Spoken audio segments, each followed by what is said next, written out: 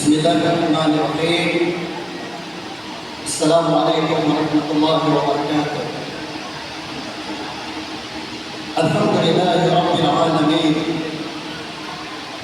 والصلاة والسلام على أشرف الأنبياء والمرسلين نبينا محمد وعلى آله وصحبه وسلم تسليما كثيرا.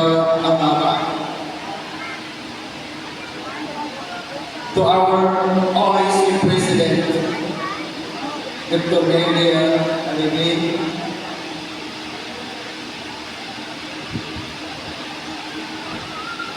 to our Supervisor in Bukid Station 1, Dr. Mahira Sari, and to our Supervisor of Tatamundawang Extension Unit 1, Mr. Kasim Saludo, esteemed faculty members, head of different colleges, honorable graduates, parents, respected guests, and fellow signatories, again, Assalamualaikum warahmatullahi wabarakatuh. As we gather here today to commemorate your academic achievement,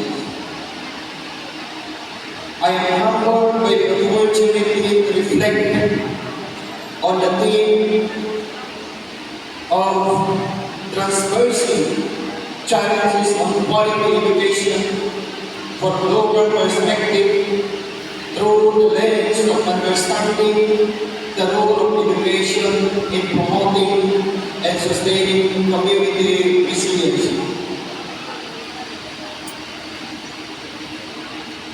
In the rich tapestry of Islamic teaching, education emerges not only as a means of enlightenment, but also as a profound catalyst for community resilience, a resilience rooted in the faith, knowledge, and compassion.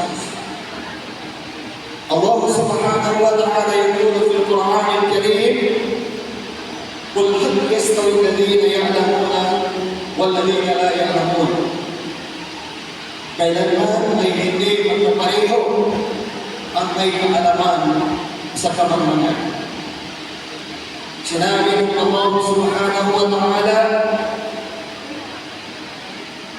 yun ay dapat isa-isip at isabuhay ng bawat isa kahit paano ang minibawang na rin ang may kaalaman. Resilience in the Islamic context encompasses steadfastness in faith and the ability to withstand trials with patience and perseverance. It is the unwavering trust in Allah subhanahu wa ta'ala's wisdom and the resilience of community that enable them to endure adversity and emerge stronger in faith and character.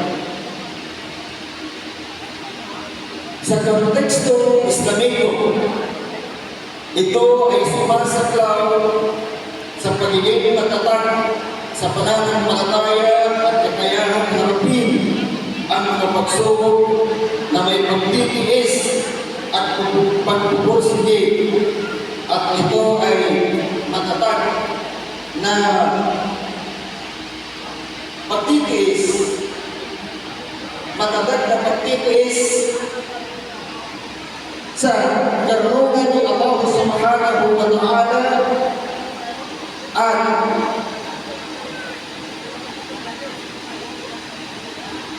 kapatagan